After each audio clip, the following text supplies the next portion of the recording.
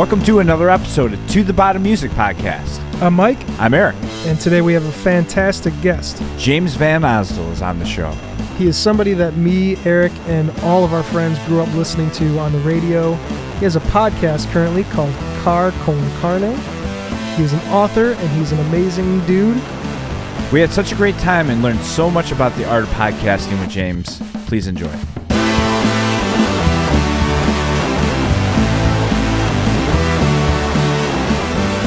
So, I've been practicing. It's really hard to say car con carne. Carcone. Carcone. If you want to be truly Spanglish, it's carcone. Okay, there you go. Car Con Carne. So I was like, Mike, practice saying it. Yeah. No, we were in the Menards parking lot. He's like, Mike, say Car Con Carne. It's like really fast. I don't say it like that. You should? I should. You should. Car Con Carne. Ladies and gentlemen, James VanOsdol on the show. I'm so glad to be here. Thank you for coming. I think all podcasts moving forward should come to the interviewee's home and scoop them up. I love this. I agree. This is like concierge service. I really like this a lot. Well, we really appreciate you taking the time out of your busy schedule to be with us this evening. And we have a ton of questions for you.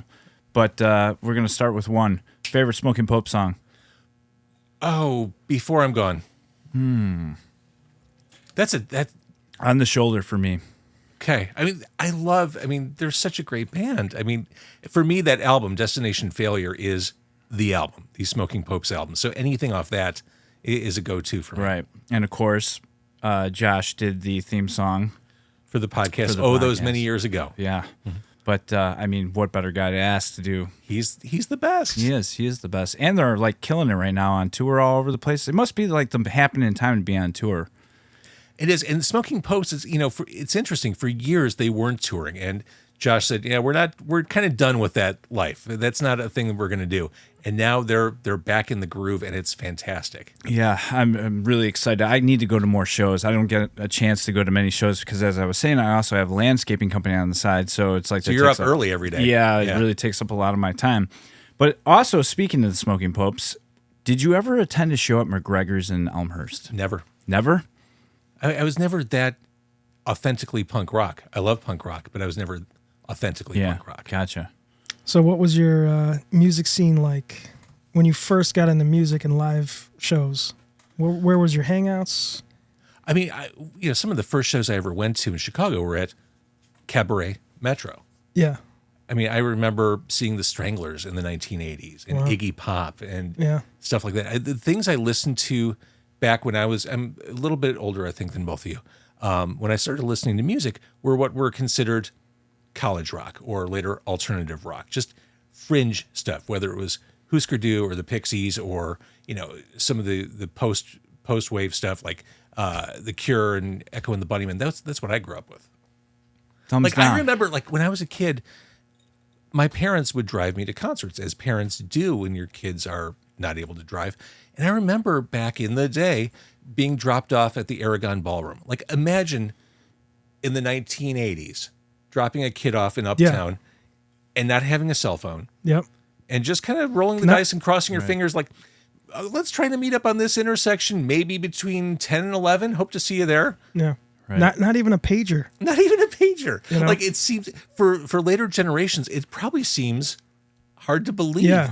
Yeah, I wouldn't even be able to explain it to my son if he tried to ask questions about how it was, because, I mean, it's so completely opposite. Yes.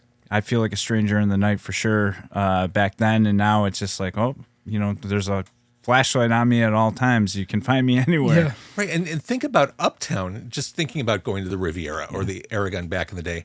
Like, if you're a parent dropping a kid off back then, like, these days it's perhaps safer, perhaps. Back then, no. Yeah. Not safe at all to drop a 15-year-old. Right. Me and my brother, he was 15. I was probably 13, going on 14. We would take the Metro, and they had this weekend pass for kids, I think. It was, under, for minors, whatever. We pay like $5, and it's all you can ride all weekend. So we would take the Metro down, go to the Metro or Fireside Bowl or whatever. And just thinking about that, where my parents were like, yeah, get on a train. Go down into the city. Yeah, we would take the train into to the city from the burbs all the time. We jump on the red line. I think that's, like dropping your kid off is one thing, but sending them on the rails, exactly. like here's your bindle. Get on the train. I remember as a kid back when Wax Trax was a record store on Lincoln Avenue in Lincoln Park. We would take the red line to the Fullerton stop, walk to Wax Trax, where I'm sure groovy man of Thrill Kill Cult was working behind the counter, and it was the loudest place on earth. But again, we were kids, and going to what you're saying, Mike, like the idea of that. Yeah. And looking back, my parents should have probably cared a little more. Right. They should have put their foot down or been a little more aware. Yeah, Same.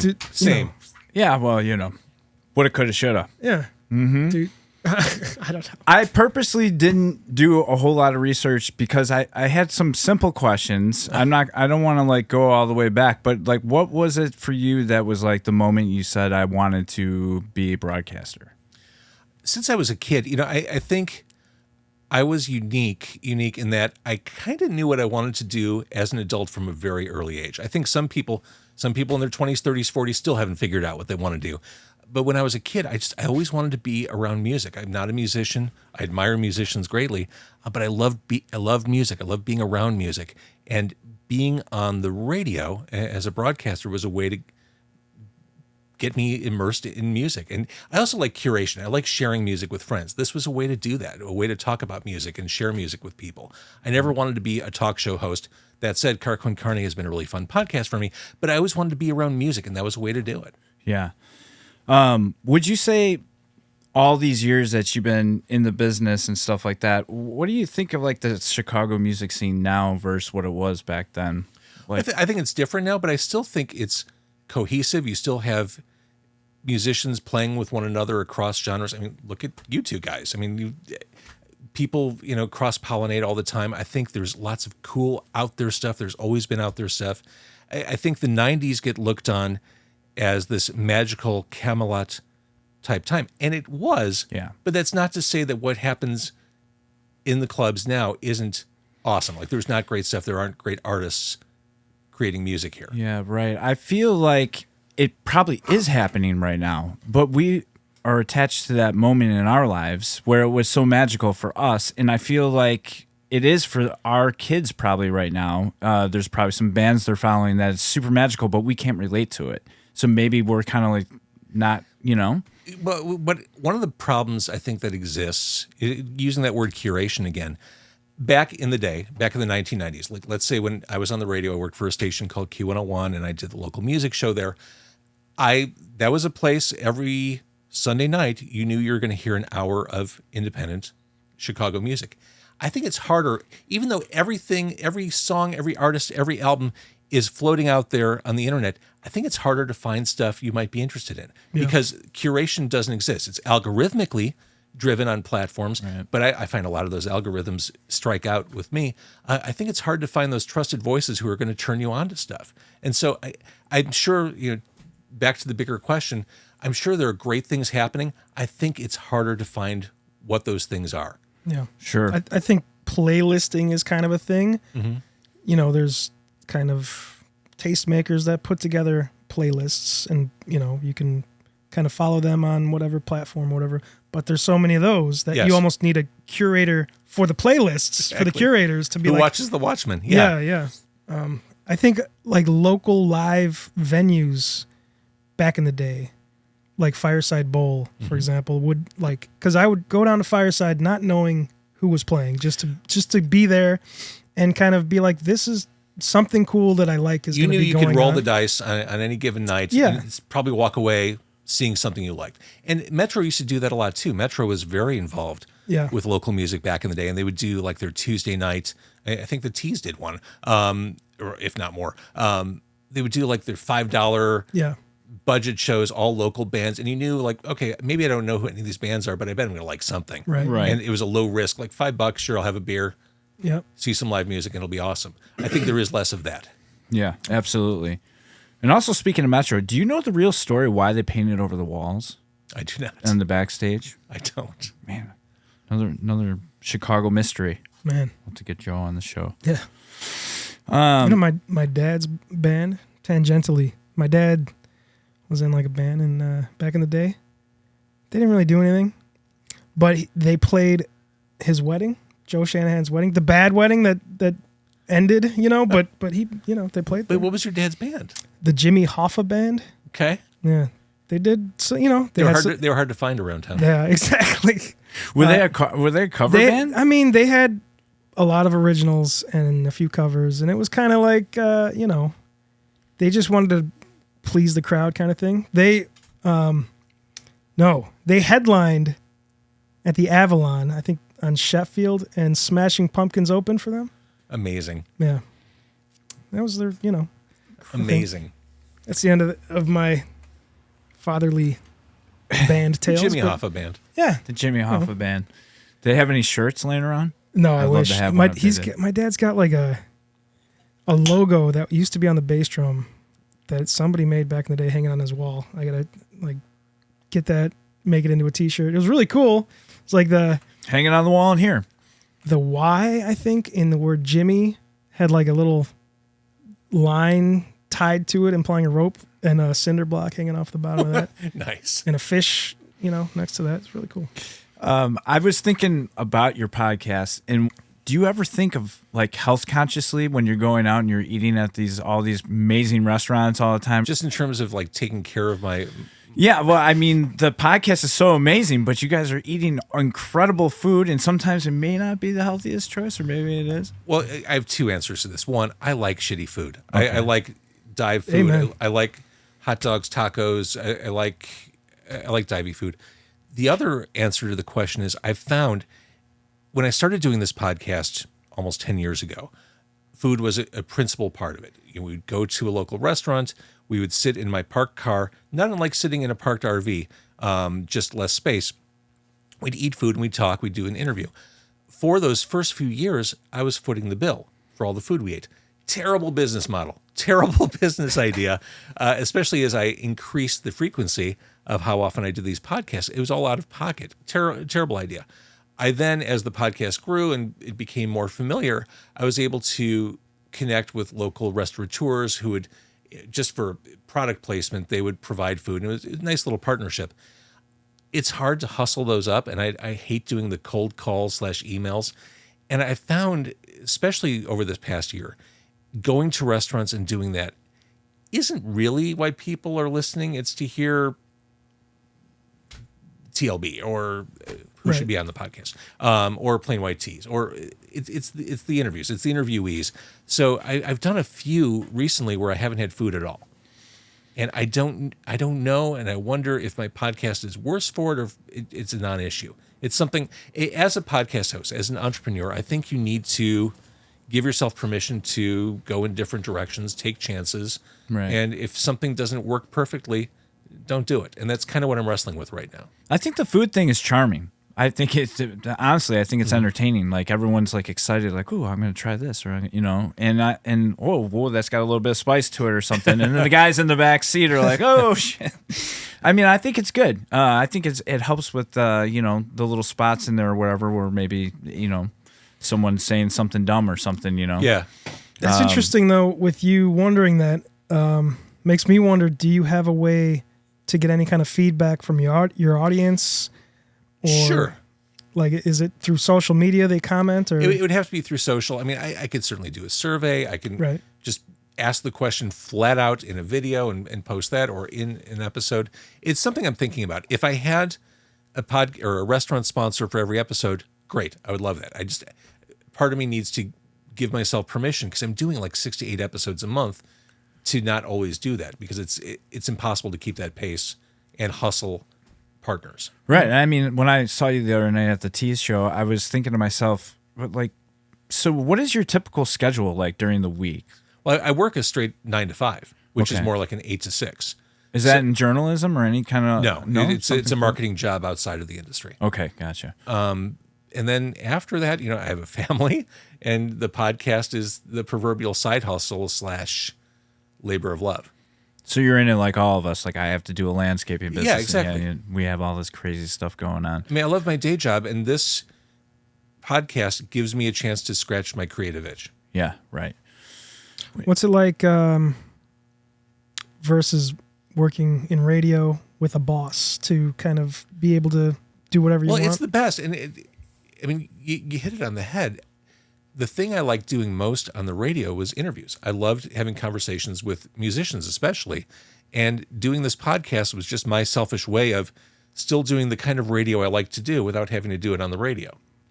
Can I say, as a musician that has done interviews on the radio, I hate them because they're like 5 minutes long, 10 minutes long, and you're right. Why can't we just, I want to talk for an hour, you get into like the beginnings of a conversation and then, all right, well, yeah, it's bye, very superficial. You have, and live interviews don't even really happen on the radio anymore, which is another topic. But as a host, you have 5 minutes. You have enough time to welcome the band and just ramp up before you have to throw to a commercial break. Yeah.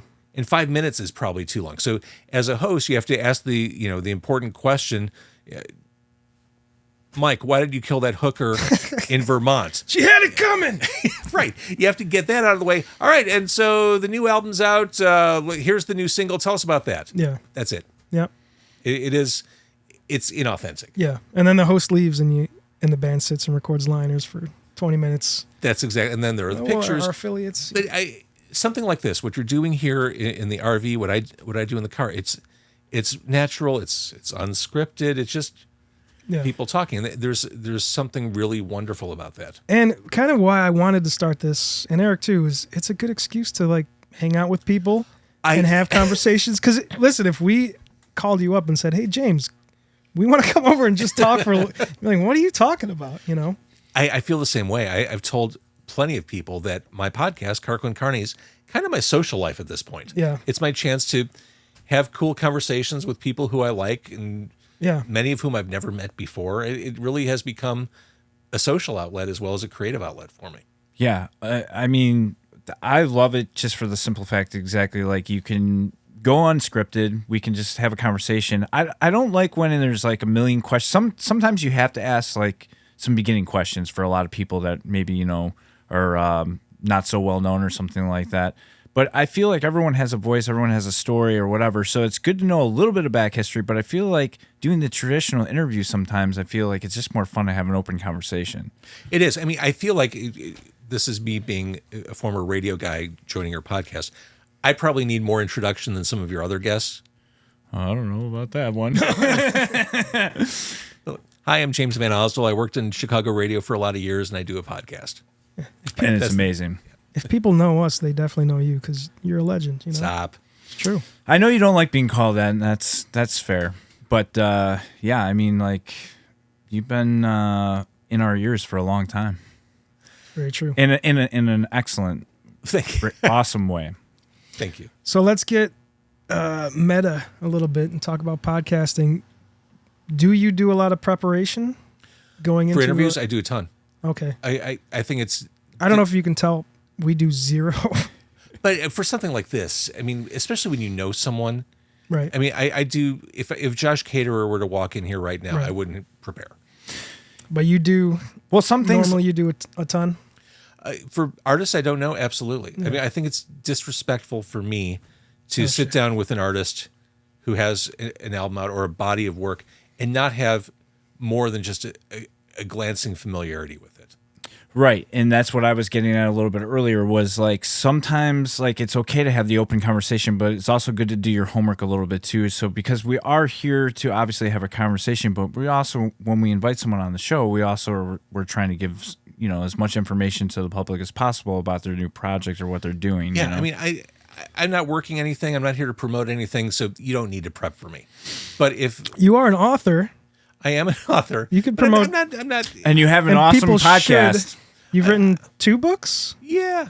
People should go buy your books. I'm just here to be social. Okay. But if I had, I'm trying to think. I interviewed Gary Newman. It was like a big podcast bucket list thing for me this past year. I certainly wanted to go in there making sure I knew what I was talking about. Sure. I don't know, but he seems very intimidating to me.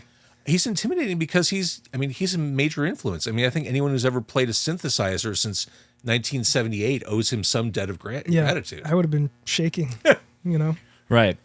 So I think like the moral of the story is obviously always be a little prepared. Always do what Mike and Eric don't do. Yeah. Don't do. Well, and here's the other thing about preparation. It helps you when you freeze, because no matter how good a conversation is going, there will be times when you just kind of lose your place or you lose your momentum, and having notes on paper or on a laptop just helps you recenter. Right. And it gives you an ability to pivot without having to think hard. Exactly. Do you edit a bunch? Funny you should ask. I try not to. I try not to edit a damn thing. Yeah. I've done this enough. I'm 900 plus episodes into the podcast. I did radio for a long time. I've done this enough where I kind of feel when I have a conversation, I know when I've hit the point of diminishing returns and it's time to wrap things up. Yeah. I'm very forgiving of things like ums, uhs, pauses in conversation, because that's how people talk. Right. Other people who podcast will tell you the exact opposite. And I do think I'm unusual or unique in that I don't spend a lot of time cutting up audio. I mean, I'll make sure everything is compressed and all that, but I don't meticulously go in and spend hours cutting up a 30, 40-minute conversation, because one, I don't think it's necessary. I think the audience is forgiving of that stuff. Two, the return on that amount of work is really low. Yeah. If you're putting 5 to 10 hours of editing work into a podcast, what are you really getting back? 100 listens? It's not worth it. Unless you're doing it for yourself to learn. Yeah. Basically. But yeah, I think with us, I don't know what I'm doing. So I toss it off to Mike. It's like, hey, Mike, this one's on you, buddy. Yeah. But we're not trying to make it perfect and all cut up stuff too. Or like you said, it's like time, just record it, put it out there and see what happens, It's a conversation. It's a conversation. This is how people talk. Yeah. Unless we have on the show, he says like. You can't get rid of people's crutches, right? Or verbal tics. That's I have them. Everybody has them. Of course. It's deleting their personality. That's part of them. It's just how people talk. Yeah. Yeah, set in our ways for sure. No instruments at all? You don't play anything? I don't. During the pandemic, once 2020 hit with full force, I'm like, I want to learn how to play guitar. So I bought a $100 Fender acoustic guitar, and I took the Fender Play online lessons. Yep. Did that for about a year and a half or so. I never got good, but it was a fun outlet. It was just a nice way for me to do something that wasn't doom scrolling or waiting for the world to end. Yeah.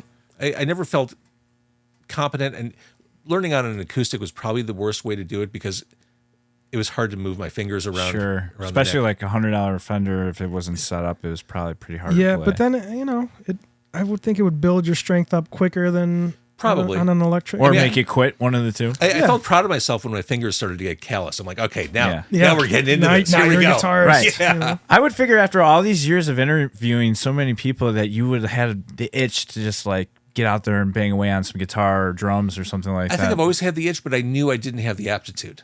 Huh. I think everybody has it, but it's a learnable skill. It's a learnable skill. Like anything. It was a fun distraction, if nothing else, during the pandemic. It was something I could do for an hour a night. Right. Absolutely. If you have a guitar, I could play an E chord for you. I could do that right now. We always do, and today we don't. Yeah. Damn. Where do you feel? Where do you how do you have any other podcast ideas, or are you going to stick with this one and see it through? 10 years in, I'm not going anywhere this else. This is the girl I'm taking to the dance. This is it. And I had done other podcasts prior to this. I mean, I've been podcasting since 2006. But this is what I like to do. I mean, I like the interview. I like the interview format. I think I'm in something of a groove, and people know what it is. And I can't see. You're consistent. You got video. I've got video. I'm probably overly consistent because I'm doing probably 2 a week at this point. I mean, I enjoy waking up or whatever, going to bed and seeing, James got another one up, And if anything, we just can't probably maybe keep up with you. There's something to be said. I mean, there's a podcasting philosophy, which is probably correct, and I don't follow it, of being consistent with release date and time. I'm not. I mean, because I'm getting these podcasts recorded so often, I'm not sticking to that at all. I'm just kind of like, okay, once it's in, I got to get it out. Right. It's a lot of work. And I think that's something that maybe we should talk a little bit about, because I think that's a misconception. A lot of people think that, it's not really a lot of work, but it really is. Because once you go to your it's okay to have a conversation, but you saw how much work it took for us to come and then set things up, and it's not everyone has the perfect setup, right? So you got setup time, this and that. But then after you get done with the conversation, then you got to go home, you got to edit, you got to put the pictures together, then the social, which I don't know. Do hashtags even matter? Less so, but just to give you perspective, I itemized all this stuff after I covered Riot Fest this year. I read it. Just to kind of recap for those who didn't read it, because maybe I shared it on Facebook. I definitely put it on LinkedIn. For a podcast, besides the preparation. So for Riot Fest, I interviewed, I think, 10 different artists. So I prepared for 10 different interviews. And most of those artists were artists that I wasn't wildly familiar with. So I needed to get acquainted with who they are and what they do. I recorded the audio on my hard drive recorder, the video on my Mevo camera. After finishing each interview, I would go into the audio files. I would compress them, normalize them, chop off the ends so that they made tidy files. Then I would take those audio files, export them into my video editor. I would grab the video or the SD card I recorded the video on. I would synchronize the compressed audio with the video I took and created a video file for each interview. From that video file, I would export that file and create an audio file with an introduction, and that became the podcast audio episode. Once that episode was created, I would write a description for it, post that description onto my podcast host, upload the audio to the podcast host, and then once that audio was uploaded, I would take the embed code and put it on my website as a separate post. Then, once that's done, I would take the video files, upload them to YouTube and to Facebook. Once those were done, and that takes a while to upload, I would then create shorts and reels for social media based on those interviews. YouTube shorts are a really easy way to generate a lot of interest very quickly. They really put those in front of a lot of eyes. So shorts can't be any longer than 60 seconds to be considered a short on YouTube. So I had to create 60-second shorts for YouTube. And then I would just use the same thing for Facebook Reels, Instagram Reels, and TikToks. The whole process, post-production, not involving any heavy editing at all, is probably 2 hours per episode. In your Mazda. Well, all this work usually is done at home after I'm done recording. Okay. I can't believe you get all that done in 2 hours. I've got it down to that's no fucking around. I've got it down to I honestly, no joke, thought you were going to say 12. And this is why I don't waste time excising every or pause, because who has time for that? Yeah. I've got too much other shit to organize. Yeah. Right. So when you're at Riot Fest, it's the whole day, right? Yeah. And you're working on your car, or they got you set up on that little picnic table? I'm in the media tent. Okay, you're in the media tent, so you got access to a little bit more than just your car. Yeah, I mean, I'm sitting there at a table. I've got, power strips. It's shocking to me through the years who gets back there in that media area. There was one dude backstage this year in the media tent who wrote a word find or a crossword puzzle book about bands. And he was just back there. Like, he wasn't covering the event. And maybe I'm a purist, but he wasn't there actually doing anything other than drinking the free Red Bulls and Malort shots. And getting in your view. Yeah, there are a lot of people who just linger, and I'm like, fuck, I'm working. Like, yeah, I'm here to cover this. Yeah, you're all business. Think people don't realize how far asking will get you. Yeah, that's the truth. Because, I've done interviews and stuff where it's you show up, you're playing a festival, whatever, and your tour manager says, so-and-so wants to do an interview. Okay, so you go, and they're not always like real people who interview people. Yeah. Sometimes it's just like, not somebody starting out, but just somebody who just thought, hey, maybe if I ask, I could get backstage and have access to the, and they, whatever. There's a lot of that. Yeah. Yeah, I mean, I can only imagine, like, if you were back there, how stressful it would be trying to concentrate, trying to gather everybody, making sure. Because when we're playing as a band, we're having a few cocktails or whatever, mingling with everybody and stuff. It's like, oh, shit, we got to be over by James by this time. And then it's like, oh, so-and-so over here is trying to... I can only imagine it's probably kind of hard to get everybody to, Well, it's hard as a one-person operation. Right. I don't have someone, like if I'm getting a text from band A, I can't say, oh, band A's over there. And that's what I was going to ask you is, are you like manning the ship all by yourself all day long? You are You book all your guests? Yeah, oh yeah. Yeah, wow. Yeah, and I mean, I assumed from our conversation the other night that you are, but I mean, like, even with that, I thought maybe you'd bring somebody with to try to wrangle the people up for you or something, but... I've always said, when I make my first $1 million on the podcast, the first thing I'm doing is hiring a producer to book. Yeah. Yes, because it's hard. As you guys know, now that you're in this world, you get cancellations, reschedules. Things happen to the two of you that cause you to have to readjust plans. Right. It's a lot to juggle. Yeah. Yeah, it's definitely... It's no easy task at all to get these done, but, You have to really want to do it. You have to. This has to be a passion thing for you. Otherwise, you'll get really frustrated really easily. Which is the same with music. Of course. Right. Of course. Any creative pursuit, really. I mean, writing, you can... And it's also the same, the kid in the media tent who maybe shouldn't be there. Like, same with, booking shows and stuff. People starting out in bands are like, how do you play shows? Just ask, hey, can my band play? And 9 times out of 10, somebody's got a stage for you to play on, and you might be horrible, but if you love it, you're going to keep doing it. You're going to get better, and then you're going to be playing the venues you want to play, and or you're going to suck, and you're going to hate doing it, and you're going to break up, and, there's plenty of those bands out there, too. For sure. So, last but not least, with the time, do you just tell yourself, this time every night, I'm going to get this done. I'm going to edit this. I'm going to do it. Do you set times for yourself or just kind of just like wander through the evening? All right, I got a spare minute here. I'm going to grab this and do this. No, I do. I don't have like a set time every day, but I do focus on the podcast. I do find time every day to focus on it. Okay. Yeah, I think that's the in thing to find. It's like, in a world where there's a million things going on, we have to work different jobs and stuff like that or whatever, and then this is our passion on the side. It's like, I think to somebody out there that's trying to have a podcast or is trying to do it, it's like you just have to like set the time aside and no excuse. Yeah. I'm going to edit this, now. You have to want to do it. Yeah. Well, the dog's peeing on my leg. I'm still going to edit this. Mm-hmm. That's right. Well, and I try after I record. I mean, I try to get everything wrapped up that day. I don't like having things backed up. Right. Yeah. I think one of the things that we found is helpful is getting our intros and our outros done after we meet with the guest before we end the night, because we're finding that.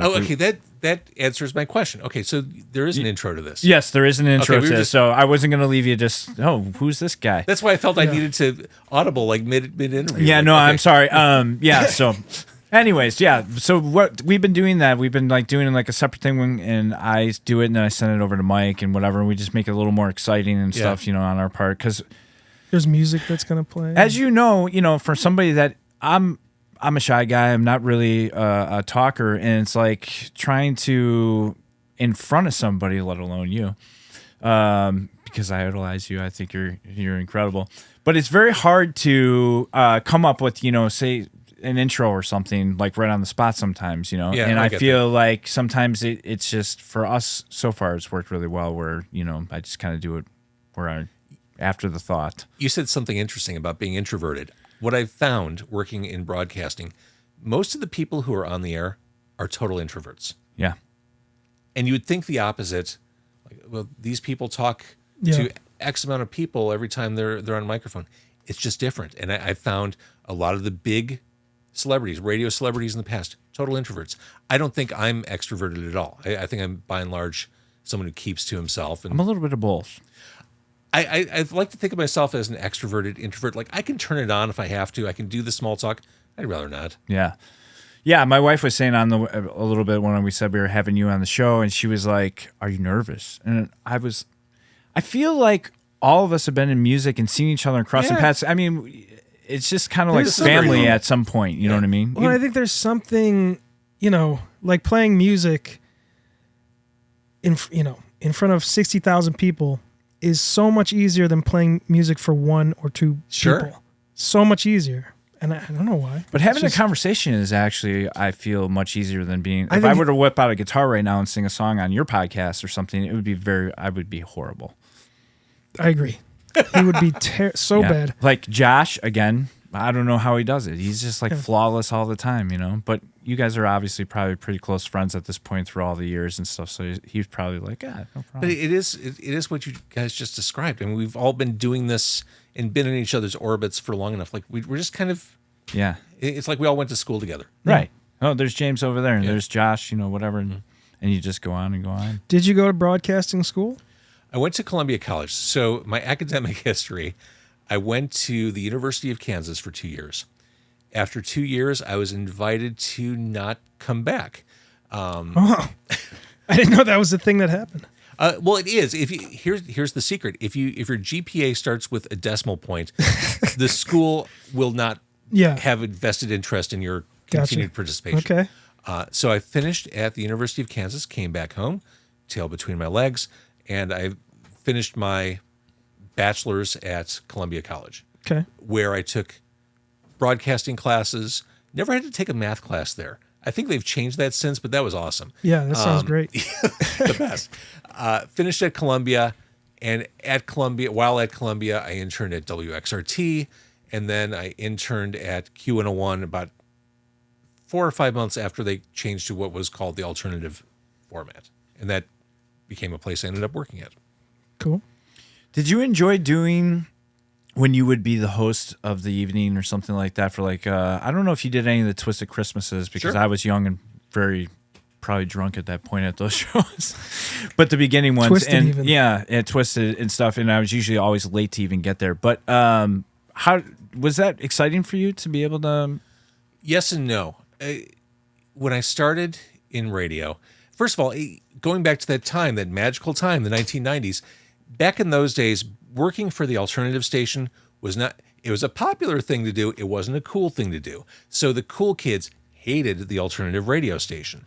So I had PTSD from doing stage announcements at Q101 because every time I went on stage, I knew people were going to throw shit at me.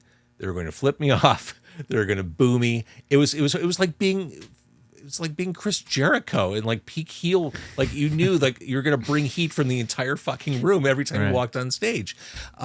So it was thrilling, but also I found that stuff very stressful. Fast forward to the present day, I'm perfectly fine going on stage and doing stuff. But back then I knew like I had to kind of brace for impact every time I walked on stage because I knew people were going to just rip me apart. Yeah.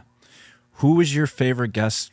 I'm sure there's been a lot of them, but one that like kind of like you enjoyed so much that you think about quite often. From the radio days? Yeah. I loved, my favorite thing in radio was doing the local show, which I mentioned. Being there as bands were ascendant or even descendant was fun. I'll never forget, truly, the Jesus Lizard played Lollapalooza. I forgot what year it was. It was mid-90s. And they came off the Lollapalooza tour because back in the day, kids, Lollapalooza was a tour. It wasn't a stationary festival. And they rolled in all their stacks and cabinets. And it was the loudest in-studio performance I ever experienced at Q101 to the point where the neighbors on floors 18 and 16 around us called the station to complain. But they were touring behind Shot, which was their 1996 album. They just brought hell and fire into the studio, and it was amazing. Wow. We just went and saw, it was Warrant, right? Yeah. Speaking of the Jesus Lizard. Oh, and back to my dad's band. Yeah. His new band. They opened for Warrant. No way! Out of nowhere, yeah. And I had never... That sounds like a Ron Onesti show in St. Charles. It was in Aurora at the Piazza. Okay, there it is. Yeah. Kyle D at the Piazza. I was blown away by Warrant, let me just say. Yeah, and I was going in there being an alternative kid, from when alternative... Like that to me when I was... My formative years. Yeah. Punk and alternative. Well, alternative into punk. Was that was my thing. Warrant was the enemy. They were the enemy. That's it. And I walked in, in 2023, Jesus Christ, with that same attitude, thinking I'm going to hate every fucking moment of Arms this. folded across the chest. Yeah. And I'm like, well, my dad's opening. Oh, yeah. Okay. I'll support my dad and sit through Warrant. Jesus Christ. And they get on stage and they're fucking incredible. Mike was crying. I wasn't, not exactly crying, but I bought a t-shirt. Awesome. I did buy a t-shirt. But yeah, their vocalist was, singing everything, hitting every fucking note. Like, one of the most freeing and liberating things I did for myself as an adult is let go of the idea of guilty pleasures. Yeah. Of like drawing a line. It's a very healthy thing to do. Drawing a line like Warrant bad, Pixies good. Yeah. Like you like what you like. Right. And it takes a certain level. I don't want to say I'm mature, but it takes a certain level of maturity to get to that point where you're not an asshole about music other people like. Yeah. And I think, having years of experience helped me to watch them and be like, oh, I can see their influences. Like I thought they were this, but like this is totally like Kiss. Oh, that bass, that's rock and roll, the 60s rock and roll they're doing. Like, yep. I get it. Now I get it. But yeah, I was impressed. I mean, we went home talking about that show for like 2-3 days. That's how good it was. I mean, it was just some of the best live vocal that I've ever experienced. And isn't that why we all go see live music, is to have moments like that stay with you? Yeah, absolutely. And when they hit you unexpectedly, right. That's the best. Yeah. And that is like really interesting because, I mean, it's been a while since I've felt that way. Yeah. We left feeling like this is the best new old band we've seen fucking ever. You know what I mean? Yeah. Like, it was just, I don't know, something about that night it was dialed in. It was magic for sure. Yeah, that whole pandemic thing where there was no live music, that put a real it's popping spanner now in the works. Well, I'll tell you, I love live music. I love going to shows. The hard part is just finding time in our schedules to see shows like I did back in the day. As a podcaster, this night's taken. I'm recording tomorrow night. I'm recording Thursday night. Like, maybe I'll try to see something Friday or Saturday, or maybe I won't. Yeah. Or maybe I'll take my family out to dinner. Right, exactly. At some point, like that's the thing. It's like, there's just such a balance. I should know this, but I don't. Do you ever go to a concert and then do an episode with the artist playing, either before or after? I'd love to do more of that. Yeah. I do like doing that. A couple of years ago, I did one with Tom Higginson. Oh, right. At the MS Sucks show. I've heard of that guy. But it is few and far between. I'm going to do it with the Queers at Punk Rock Tacos mid-month. I saw that. But I want more of those opportunities. Yeah. But again, going back to what I'm going to do with my first million, my producer will book those for me because it's a lot of work to coordinate. Yeah. Gary Newman was before the show. Just a quick phone, I guess find out who to email or something. Well, that's the hard part. Right. Like I do a lot of wheel spinning just trying to get at people. Right, yeah. Because there are layers. Yeah. Well, one would think that you have probably all the access to everyone and their mother. Oh, God, no. Yeah. Oh, no way. I would say it's probably difficult to get a hold of people. It is difficult, but also the beautiful thing about being part of the internet age, you can track this stuff down. Like I had Stuart Copeland on my podcast this year from The Police, Grammy Award winning, one of the greatest drummers in rock and roll. I just tracked his information down from social media and got to the right people at the right frame of mind, and I was able to do that. Yeah. I wanted to have Bunny Carlos, speaking of drummers, of Cheap Trick on my show. Managed to get to him. Got a firm no thank you, but you can get to people. Yeah. Ooh. Well, I would never turn you down, James. I got thanks, but I'll pass. I'm really bad at this, and it's a shame that I feel like this. It's something that people need in our current age, but like self-promotion in a way that's like, hey, I'm so-and-so and I'm important and you should, that whole thing, like sending an email, like just listing off your accolades or whatever. Yeah. I mean, I kind of have it down to a templated form letter. Like here's what the podcast is. Here's how long I've been doing it. Here's what I've done. Here's what other people are saying. I'm okay with that. I think the harder part for people, creatives or people in a creative pursuit is selling yourself. I can promote myself. When I say self-promotion, I more mean selling yourself. It's a lot different when you have to say, here's what I do and here's what I think you should pay me because of that. Yeah. And that's where I have a real hard time. I've been able to monetize the podcast, but I always feel a little sheepish asking people for money for a podcast that I do. Right. Because you're a real creative person. I think it's it's a different part of the brain that I choose to not use. I don't want to use it. I have to. I'd rather not. But I could promote myself all day long because there are creative ways to do it where you don't feel like a huckster or P.T. Barnum. There are ways to promote yourself, but the selling yourself makes me feel gross. It's tough though. But I think you should be like P.T. Barnum to an extent, you know, like that's being really good at that. You know what I mean? Yeah. But it feels so wrong, right? Yes. Anyway. I mean, I'm not good at that, and I'm never going to be good at that. So someone between you and I, someone's got to get good at that. Yeah. I don't know. I think the hardest thing for you guys is sharing the responsibilities. Yeah, absolutely. I mean, as much work as I find myself doing, I think it's hard, like figuring out that division of labor and like getting in that routine. I think that's the biggest challenge you guys have. Yeah, going in, I kind of was like, yeah, let's, we don't need to edit anything. Let's keep everything raw. And then I was like, oh, I think, we didn't do an intro one episode. So I was like, Eric, can you record an intro? And he's like, yeah, I'll come up with something. And then 300 takes later, he emails me winging something. it, piecing it together. Yeah. I mean, how hard is it to do it? I mean, it's probably easy for you now, but I mean, when I sit down and I try to do like something like I can get it across finally really great, but it's like 47, maybe 147 takes before I find one that I'm actually really happy with. The key is just letting it go. Yeah, let it go. Just realizing people don't hear the same thing you do. Yeah. And I'm very forgiving. If I stumble over stuff, I don't care. I also think it's the musician in me too, because it's like, we got to get that part just perfect sometimes, or sometimes in TLB, I don't care. I don't even practice and whatever. Big show coming up. Don't tell Stoopy I didn't practice. Are you a big tech guy? I appreciate technology. I use technology. I like fiddling around with it, but I'm not like products, platforms. Right.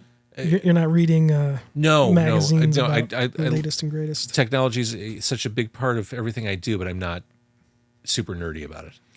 Are you as amazed as I am that like this is able to happen? Oh, all the time. I think about that every time I podcast. Yeah. Or that kids can make, Hollywood quality movies with their phones. And absolutely. Crazy. I had to record my most recent podcast as we're recording this in early December. I had to record the video on my phone, and it looked really good. Right, yeah. It looked as good as my camera, which I left at home that night. Yeah. Yeah, I mean, the GoPro, the $300, $2,000 camera. I mean, the phone sometimes just works. Yeah. And it's easier access, I think, probably to download or whatever. Like Deanna from Sincere Engineer was telling us she just does everything right on her phone when she made her music videos, all that stuff. Yeah. It's like, whoa, okay. Films it, edits it. This is her year, right? Oh, yeah. Well, this year, next year, and probably the year after. This 12-month period is her 12-month period, right? Yes. I mean, so fascinating. I mean, what a great band. And she's just a great lyricist, too. I love what she writes. Yeah. She was so fun to have on our podcast. We enjoyed her so much. And it was so cool because like we went all over the map about touring and all this crazy stuff, and we just really enjoyed it. And then to see them out on the road killing it right now. First headlining tour. I know. Yeah. And I was like, hold on to your pants on this one, Yeah. This is it. It happens quick. Yeah, this is really it for them. So I'm super excited for them. Me and Eric and our spouse went to a magic show in DeKalb. Okay. Right? Or Sycamore. Yeah. And walking down the street, there's a car with an open window blasting Sincere Engineer. I love that. And we're like, you got to be kidding me. I love that. Amazing. Just randomly. Anyway. Yes. Super excited for them.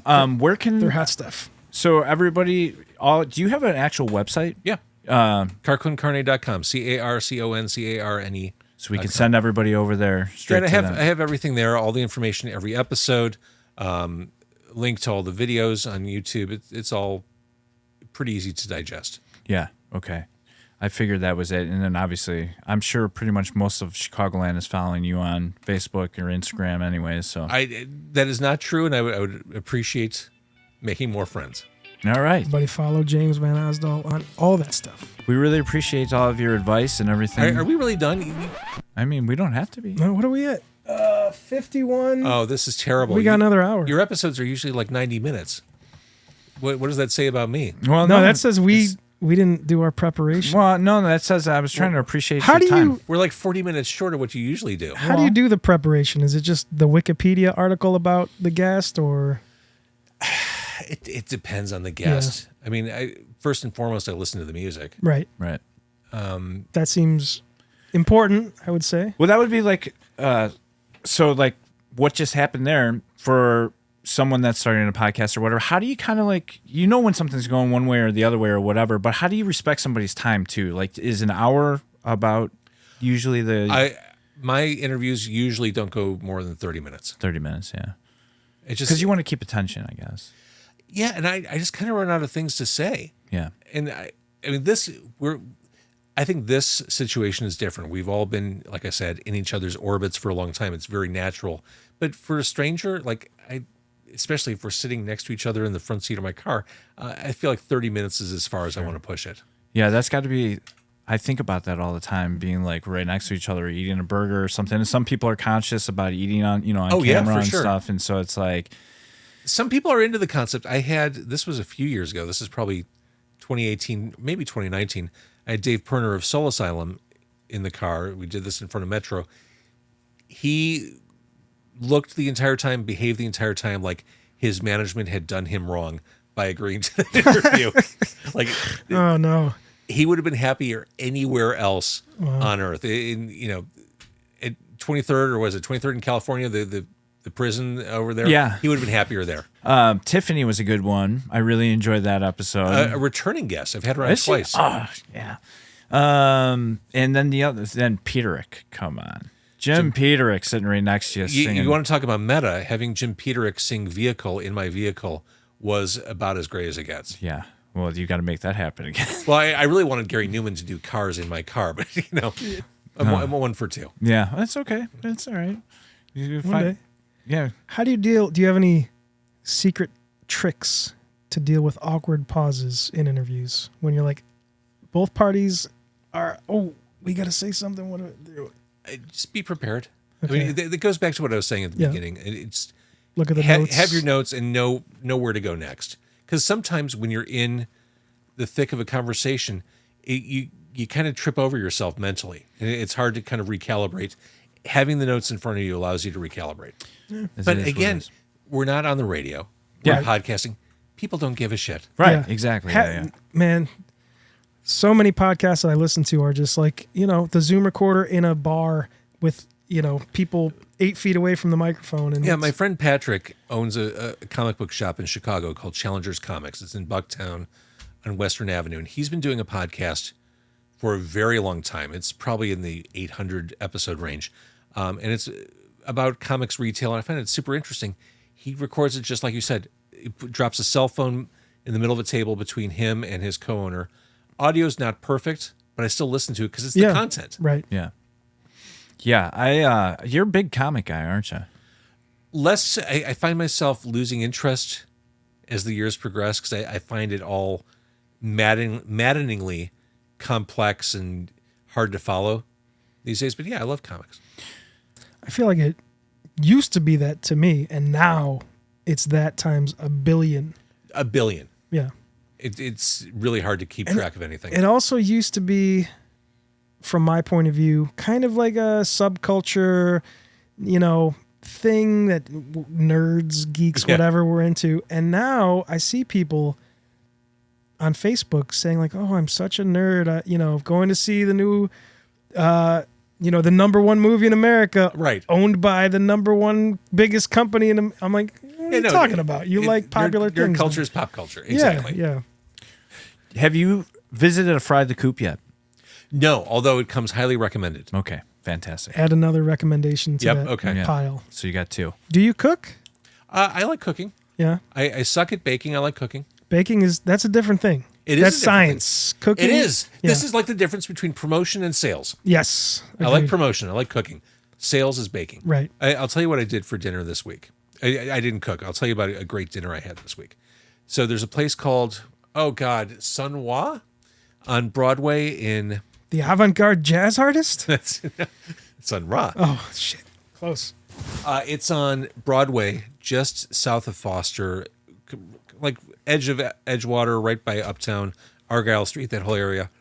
They specialize in Peking duck, that kind of dried out, crispy skinned duck. They have an off-menu duck dinner option that you have to call and reserve in advance. It's super cheap for what it is. Went there for a family event last night. 5 people. They carve the duck tableside, and it's like fucking like meticulous surgery. Like they got it down.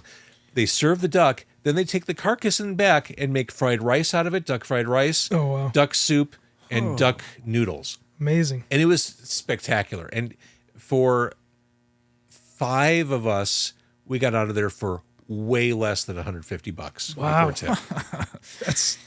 That's crazy. You know where I'd love to go? We should cut that out because if enough people go for that, they're probably going to take it off. Yeah, right. Off the off menu and raise their prices. Cut that one out of there. Like, we can't afford this shit. Epic Deli was amazing. Yeah, that was fun with Sincere Engineer and Smoking Popes and Boll Weevils and Tom Higginson from the Plain You know what? I will say, going back to your sort of working it as an advertisement for the restaurant that they can get business, after that episode, me and Eric went to Epic Deli for the first time to eat. And now my whole family is begging me to go there because I brought the menu home. It's insane what they have on that menu. It's really good. So you can't take food out of the podcast, James. And we ate like fools that night. I'm sure Tom told you. Yeah. I saw it on YouTube. I watched it. It was amazing. They just kept bringing food. Yeah, I know. How'd you guys walk out of there? It was like we were foie gras. They kept like shoving food down our throat. Yeah, that place is incredible. I mean, they have to live up to the name Epic Deli, right? Indeed. Absolutely. Well, James, thank you so much for being on the podcast with us. I love this. This is great. I love the idea of recording something in a parked vehicle. I think there's a future in this. Did you feel at home? I did. I felt way more at home. I'm sitting on a couch. Yeah. Do you feel like we're ripping off your idea? No. Okay. You're not eating. No, but we want to. We do want to. And we could form a network of vehicle-based podcasts. I like it. Adjacent to the Chicago music scene.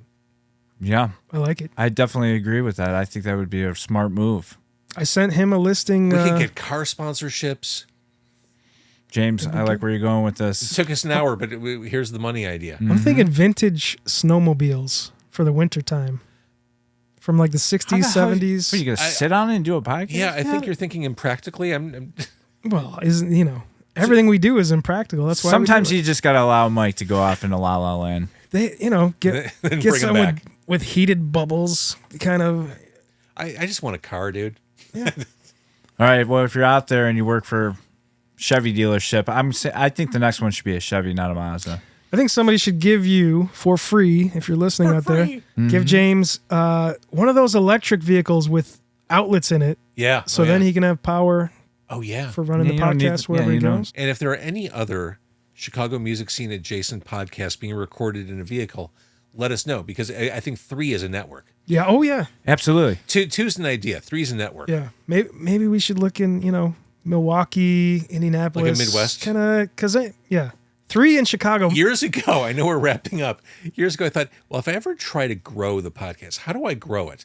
And I thought, well, then I would kind of franchise it. So I do, find people who could do this in Milwaukee or Philadelphia or San Diego. Yeah. I mean, I think that's pretty genius. Why couldn't you? I don't know people who I would trust to do it. Exactly. in other cities. In Chicago, sure. Not in other cities. Yeah. Yeah. But that's a great idea. And I think that could be the future of podcasting here. See? Yeah. Vehicles. We knew this conversation was going somewhere. You got to wait till the end. You got to workshop it. But here we are. That's the money idea. All right. Well, with that money idea, thank you, James. Thanks, guys. Thank you.